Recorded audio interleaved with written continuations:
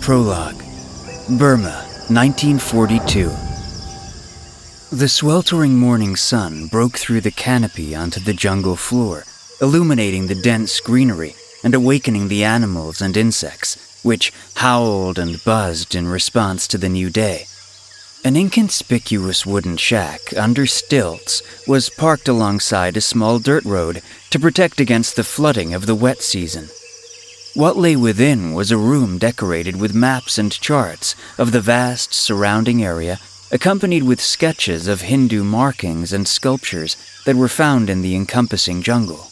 A small hut, parked near the Salween River, was illuminated by the morning light coming through the screen window. A basic wooden table lay in the middle, with a large map of Southeast Asia alongside red and blue blocks, indicating the situation of Japanese occupation within the area. 4 hammocks rested a team of Americans who had strewn their hiking and camping gear all across the floor of the shack. The radio in the corner was quietly serenading the room with Jingle, Jangle, Jingle by Kay Kaiser. As soon as the noise gently filled the room, the Americans awoke from their hammocks. After donning their dark green combat fatigues, the men packed their equipment back into their bags at the start of the day. The world found itself at war once again. Following the Japanese attack on Pearl Harbor in December, the United States was prepared to retaliate against both Nazi Germany and Imperial Japan. The Japanese, however, had aggressively expanded their reach into the Pacific Islands, as well as territories like Korea, China, French Indochina, and Burma. This created a challenging scenario for the United States and its allies, as the Axis powers had already made significant territorial gains worldwide before their entry into the conflict. Amidst these challenges, the British, who were embroiled in a conflict between 2 powerful empires, were devising an unconventional strategy. They recognized the importance of striking large enemy forces with stealth and precision, even with smaller groups. This novel approach gained prominence in strategic thinking. The Special Operations Executive, often referred to as the Ministry of Ungentlemanly Warfare, proved to be a valuable asset in the European theater, countering the formidable Nazi military. Inspired by this success, the United States established its own counterpart, the Office of Strategic Services. The men and women within this organization were entrusted with the critical tasks of conducting special operations and espionage behind enemy lines, targeting both Nazi Germany and Imperial Japan.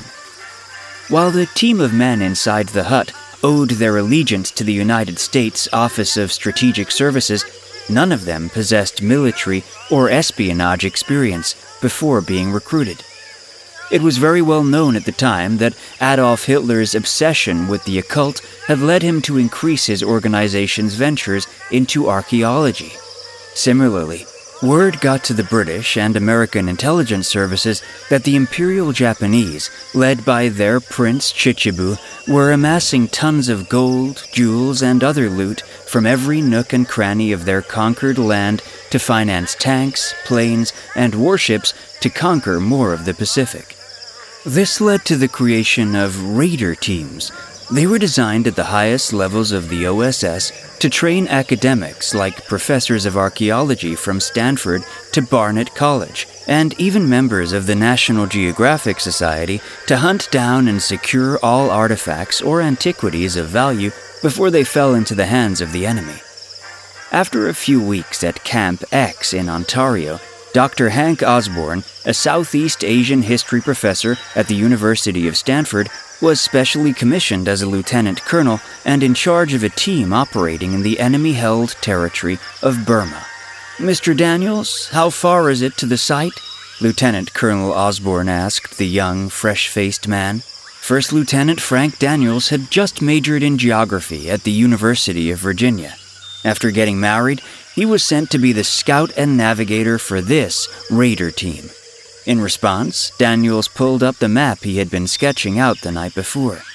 If what Champo says to be true, then we are about 5 miles from the site, he reviewed. Good. The chap should be here soon, by the way. Dr. Collins, a professor of linguistics at Harvard and translator for the raider team, mentioned, reading his pocket watch and adjusting his spectacles. A dark-skinned man, dressed in tattered green fatigues, stumbled outside on the dirt trail, sweating and panting. Worry consumed Osborne's face when he noticed who it was. "He's here!" Osborne exclaimed. A unit that was sent out to conduct reconnaissance and provide protection was supposed to be a 16-man group of the Kachin Rangers, the indigenous fighting unit that was trained by members of the British SOE and the other detachments of American OSS. Yet all the raider team saw was the group's leader, Champo. He was usually a lively and trusting man, the life of any party. Here he was beaten down. His right arm was covered in a bloody cloth, and he had fallen to his knees in exhaustion. "Let me see him!" Dr. Langton, a surgeon from Mercy Hospital in Chicago, rushed with his medical satchel to the bloodied Kachin Ranger. "Looks like a few wounds. I'll stitch him up," Dr. Langton said. "What happened to the scout team?" Osborne asked Champo. "The enemy. They ambushed us. It's like they knew we were coming," Champo replied. His English was good, despite a strong accent. "Operation Golden Lily. What were you guys able to find out?" Osborne gently asked the wounded ranger. "Large amount of enemy coming for the site," Champo cried. He then continued to talk in Burmese. "This isn't good," Collins said. "What's he saying?" Osborne asked. "He says the Tiger of Malaya is here to oversee the capture of the site," Collins remarked. Osborne felt a chill run down his spine. General Tomoyuki Yamashita, famously referred to as the Tiger of Malaya, had already made himself a formidable figure on the battlefield early in the war. Each member of the team were briefed that his rapid military campaign resulted in the capture of Malaya and the subsequent fall of Singapore. His quick and ruthless strategies were mirrored by a disturbing propensity for indiscriminate violence. His extensive record of war crimes further cemented his reputation as a formidable adversary in the region. How does he know about the site? Osborne asked himself. Was it really so important for him to personally leave his area of responsibility in Malaya and come out here? "Gents, grab your gear. We have to make it to the site first," Osborne ordered his team. Champo didn't understand what he said at first, but when he noticed the 4 American scientists pack their things, he started to panic. "No, mister, no!" Champo protested. He then said something in Burmese. "He's saying we are going to need help, and there's a village 20 miles west with a larger force of Kachin Rangers," Collins translated. "No," Osborne commanded. "That will take us days to get there. We don't need their help anyway. Collins, work with our friend Champo and Mr. Daniels to find out where the site is."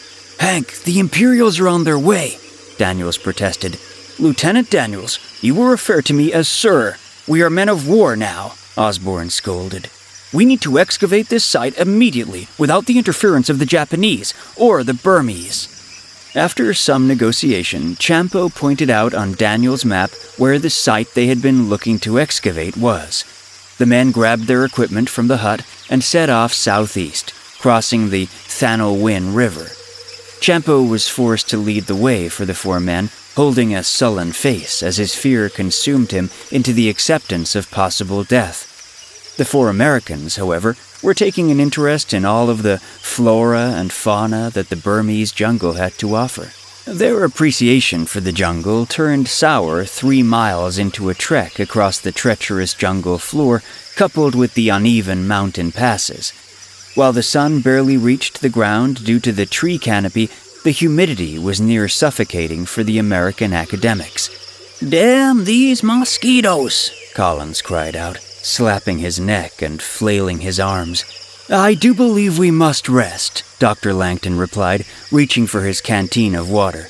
Osborne looked at Daniel's map before giving the order, "We can rest at the Temple of Gent." "But we've been hiking for hours," Collins complained. "I knew I should have worked signals at Bletchley." The 5 intrepid explorers reached their destination, a remote and secluded valley nestled deep within the rugged wilderness. In the midst of this untamed landscape, they found respite on a small patch of land that, in comparison to the surrounding terrain, seemed relatively dry and hospitable. Here, they gathered their weary bodies, seeking a moment of rest and refuge amidst the breathtaking but challenging wilderness that surrounded them. The sounds of the jungle surround them, a symphony of chirping insects, rustling leaves, and the occasional distant howl of an unknown monkey consumed their senses. Osborne, without a word, took Champo's machete and hacked his way through some bush that was attached to a nearby rock. After hacking away the dense vines, Osborne gasped at the sight of a slightly crumpled sculpture atop a rock. The 4 others turned to what he was looking at and gasped. What remained of the sculpture were the top half of 12 arms attached to a female body. Her mouth snarled, showing razor-sharp teeth. The body was cracked, but looked adorned with bones as her armor. Her head looked to be wreathed with what should have been an ornate crown, but had crumpled away. Osborne knew who she was. She was Chamunda, the Demon Eater. "We are close," Champo cried in fear. With their energy regained, both from excitement and fear, the group continued through the vegetation. As the foliage got thicker, Osborne hacked at the vines and branches with his machete, eager to get to the other side. Once they had reached the clearing, the group stopped to marvel at what they were seeing. Built into the underhang of a cliff was an elaborate stone temple. Tall pillars with cobras chiseled in on each side were constructed alongside a small pathway that led to the temple's steps. The temple structure was stratified, with each layer composed of elaborate stonework that got smaller as the temple got taller. At the top, 4 figures gazed out in all 4 directions, as if they were guarding whatever was inside. Whether or not it was the wind sweeping through the entrance to the temple, the group could almost hear the whispers and howls from supernatural beings. This was the raider team's mission. The British Royal Geographic Society had received reports about Imperial Japan's looting operations, and they had received intelligence suggesting the presence of valuable Hindu artifacts that had the potential to impact the course of the war. Initially, the British dismissed this idea as implausible. They argued that the influence of Indian Hindu culture had likely not extended so far east, and even if it had, the valuable artifacts would not have been placed so far from the heart of the ancient Indian empires. Consequently, the British were unwilling to send their explorers and scientists into such close proximity to the front lines of Imperial Japan. However, the American Office of Strategic Services took a different view. They recognized that they couldn't afford to take any chances. Therefore, the responsibility for the mission fell to Hank Osborne and his raider team to locate this temple and uncover whatever is inside. "Please, sir, I shouldn't go any farther," Champo protested. Osborne didn't fight him and told Champo to leave. "Daniels, take good notes of this site," Osborne commanded. As they approached the archaeological site, Daniels swiftly sketched a detailed representation of the temple's exterior, eager to capture its intricate architecture and unique features. With his initial task complete, he then reached for his camera, his lens poised to immortalize the temple's grandeur in photographs. Satisfied with their preliminary work, the raider team ventured into the ancient temple, their footsteps echoing within its hallowed halls as they embarked on a journey to explore the secrets hidden within its sacred walls. Before Osborne entered the tunnel, he took an old abandoned torch from one of the cobra pillars. After tearing off a portion of one of his undershirts from his pack and wrapping it around the top of the torch, he took out his flask and poured some palm wine onto the torn cloth. Using his cigarette lighter, he lit the torch up and led his group into the dark unknown. A staircase within the interior chamber descended deep underground. While their only source of light was the fire from the torch, they were able to see elaborate markings of the ancient Hindu stories. Every member of the team was astonished at the sight, including Osborne, who has spent a lifetime teaching and learning about the subjects of ancient India. Now, whatever he discovered here was new and could help solve some of the mysteries of the ancient world, making him a leading figure in his field of archaeology. The heat started to rise as they got lower, eventually leading to a hallway chamber. Large statues of guards stood upright along the cobbled steps, now overgrown with roots and vines, with their khanda swords raised above their heads. The weapons, crafted from copper, still gleamed brightly in the flickering torchlight. "What are we waiting for?" Collins stepped forward. Collins picked his feet up, stepping over the vine-laden cobblestones. To his mistake, a statue rotated its arms downward, sending the sword directly into the skull of Collins. Blood splattered over the sword as the rest of the crew gasped in horror at the open skull.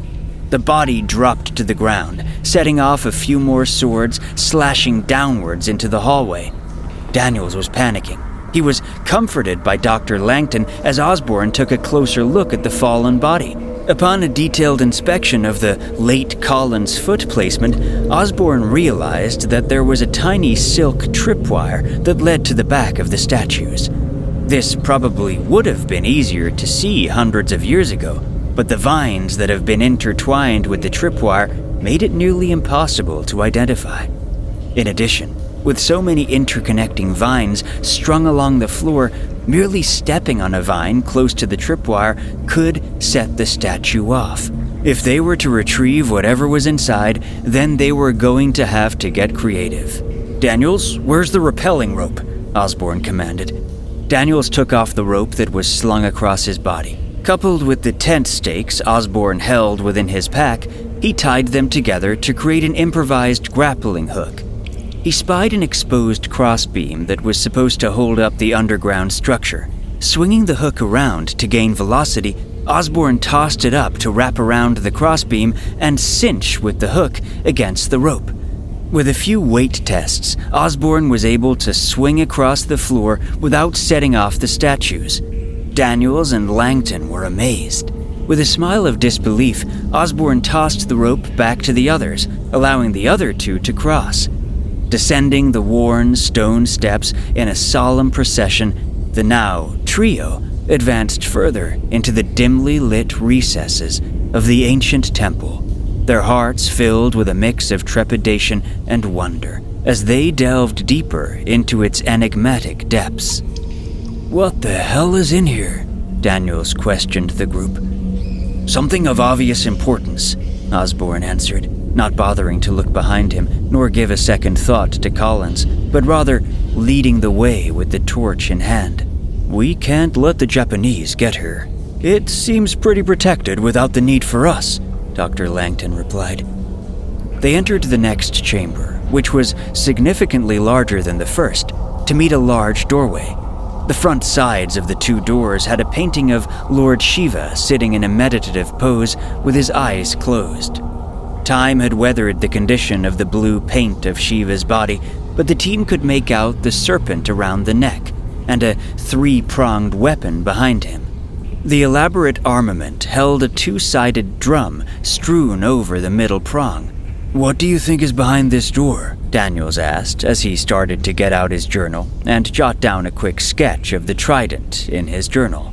"I believe this must be some treasure that they devoted to the god Shiva," Osborne remarked as a smile started to form on his face. The team proceeded through the dark and eerie chamber with only the faintest glimmers of light piercing through the thick vine-laden ceiling above.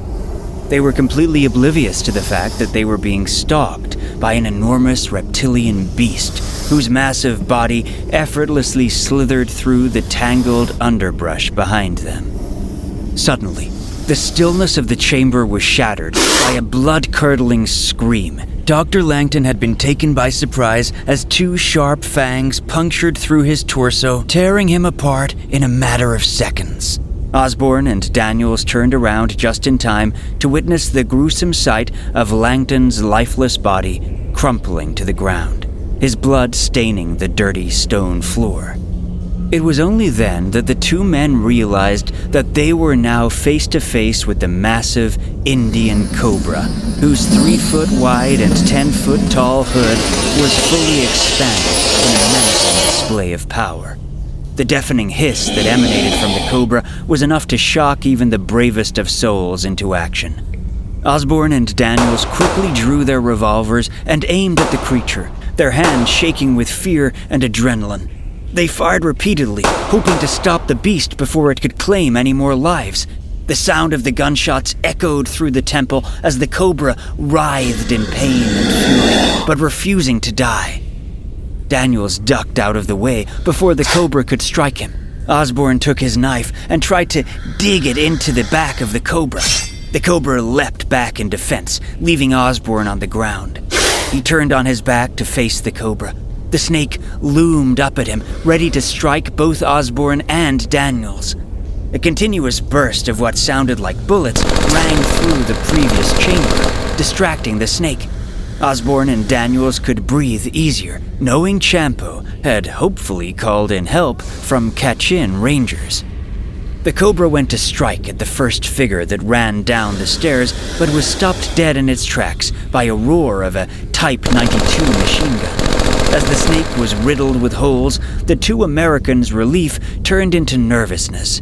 They were saved by their enemy, the Imperial Japanese. A squad of heavily armed soldiers burst into the chamber, swiftly moving to restrain both Osborne and Daniels before they could react. Chaos erupted as the men struggled against their captors, but within a few minutes, the room fell silent. Osborne strained to listen, but all he could hear were the measured footsteps of someone important descending the staircase. The soldiers on either side of the stairs snapped to attention, and the figure emerged from the shadows. Even in the dim light, Osborne could tell that the man was important. The decorations adorning the chest of his Imperial Army officer's uniform shone brightly, indicating his rank and significance. The man's shaved head and rigid posture spoke to his discipline and grace, while the sheer energy that radiated from him was palpable, signifying his fearlessness and unwavering determination. As the figure drew closer, Osborne's heart sank. He recognized the man before him as General Tomoyuki Yamashita. Hank knew that the stakes were impossibly high and that their lives hung in the balance as they stood before this formidable opponent. "I must thank the American spirit for gracing us with this treasure," General Yamashita voiced to the two captives in English. Before either Osborne or Daniels could say a word, Yamashita commanded in Japanese for his soldiers to blow the wall. Before the two Americans could see what was inside, they were dragged out of the temple. The statues in the previous chamber were blown apart by the machine gun fire, effectively liberating the path. Collins's body could be seen moved aside, lifeless and cold. As they stepped outside the ancient temple, Osborne and Daniels were met with a sight that sent chills down their spines. A massive, company-sized formation of Japanese soldiers stood before them, their ranks impeccably formed and their weapons at the ready. Alongside the soldiers were a series of trucks and other vehicles, including land-moving equipment that had been used to clear the path for their arrival. Osborne and Daniels exchanged a knowing glance, both realizing that their situation was more dire than they had initially thought. They were alone and outnumbered, facing a well-equipped and highly trained enemy force that seemed to have the upper hand. As they were ushered toward the back of a troop transport truck, the two Americans couldn't help but feel a sense of impending doom. They were unsure of what lay ahead, but they knew that their fate was in the hands of their captors. In the silence of the truck, they could only wait, their minds racing as they contemplated the grim possibilities that awaited them. "I'm too young to die. I'm just a scientist," Daniels panicked to himself. "We are going to be fine," Osborne scolded him. 2 Imperial Japanese soldiers were reading a document on the hood of the truck behind theirs. Osborne studied it for a minute and then realized that it was manifest. "You see that? I think that's some valuable intel. Daniels, I'll distract them while you get that piece of paper," Osborne ordered. "And then what?" Daniels replied. Osborne smiled. "I don't know. I'm making this up as I go." Osborne leapt from the back of the transport and attacked one of their captors. Daniels knew that the consequences of their capture could be fatal, and the sight of his colleagues daring escape filled him with a sense of hope. As Osborne landed on the approaching Imperial, he used all his force to dig his knee into the man's neck, crushing his windpipe with a sickening crunch. The other guards who were busy loading up the cargo from the tomb were momentarily distracted, allowing the Americans to slip away unnoticed. Using the dead soldier's knife, Osborne quickly cut himself and Daniels loose from their bindings, his movements quick and precise. He then snatched up the Type 99 Arisaka rifle from the dead soldier's grasp, checking the chamber to ensure that it was loaded and ready for action. With Daniels following close behind, Osborne charged towards the 2 Imperials who were handling the manifest on the other truck. His bayonet, fixed firmly to the end of the rifle, glinted menacingly in the sunlight. Without hesitation, he plunged the blade into the back of one of the sentries before swiftly withdrawing it and swinging the blade around to slash the neck of the other. The 2 men crumpled to the ground, their lifeless bodies lying in a pool of blood. As Osborne and Daniels made their escape, they could hear the sounds of Japanese men yelling an alert echoing through the valley. They knew that they were far from safe and that the Imperial forces would be hot on their trail. But they also knew that they had no choice but to keep moving, to keep fighting, in the hopes that they could evade their pursuers and make it out alive. "Where did you learn that?" Daniels asked in astonishment, taking the manifest and hiding it in his journal. "The 30s were a crazy time for archaeology, my friend," Osborne replied. The Imperials soon noticed that the 2 Americans were trying to escape with a valuable piece of intel. They started firing upon the 2, who ducked out of the way and ran into the jungle. "Where are we going?" Daniels asked over the sound of incoming rounds pelting the trees near him. "We have to make it to the next village. That should be where Champo ran back to," Osborne managed to say, ducking a weaving through the dense bush. "But that's over 25 miles away," Daniels managed to say as he continued to run. As Osborne reached the clearing, he turned to see where Daniels was. There was no sight of the young man. Only the encroaching voices of the Imperial Japanese could be heard. Osborne had no choice. He had to go on without him. He continued out of the valley, adrenaline and panic giving him a burst of energy over his already burning quads and lower back. But it wasn't enough. A bullet went into Osborne's right foot, which made him crash into the dirt. He dragged himself away as far as he could, but he knew he was to be killed or captured at the hands of the Imperial Japanese Army. Soldiers approached his injured body as he tried to crawl away, but one soldier stomped on his wounded foot. Osborne yelled in pain as 2 soldiers went to pick him up and drag him away. General Yamashita stood emotionless in front of the captured and wounded American inside his command tent. Yamashita was in his dress uniform now, getting ready to convoy back to Rangoon. An English-speaking Imperial soldier was yelling at him while whipping Osborne with a cane.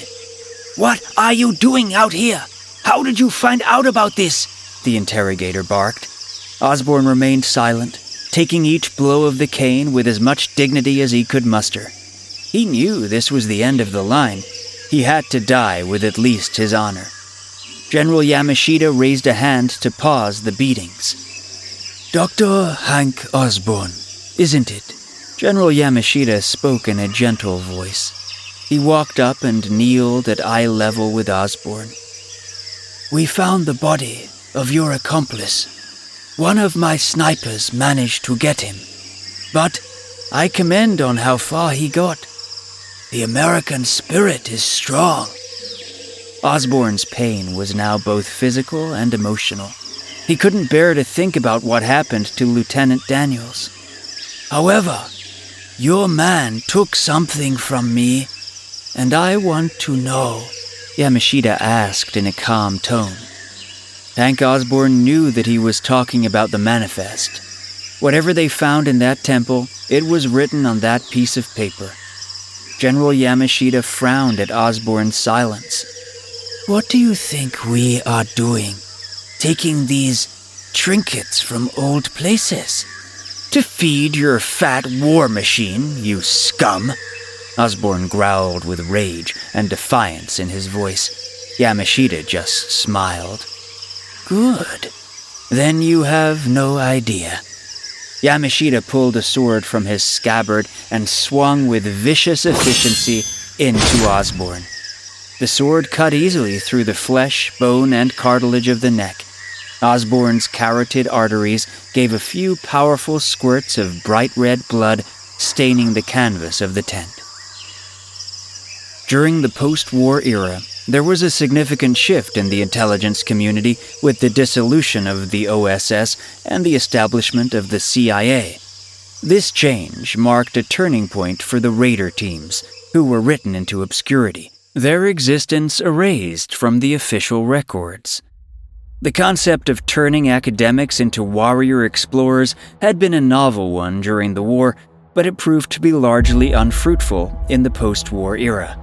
The skills and training that had been useful in the field of archaeology were less applicable with the rise of the nuclear weapon in the Cold War.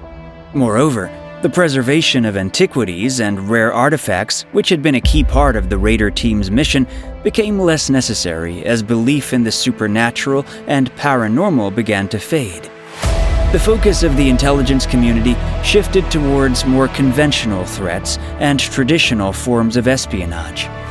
As a result, the raider teams were gradually forgotten, and their accomplishments and contributions to the war effort were relegated to the annals of history. But for those who had served in these elite units, their memories lived on, a testament to the daring and ingenuity of those who had risked everything in the name of their country and their mission.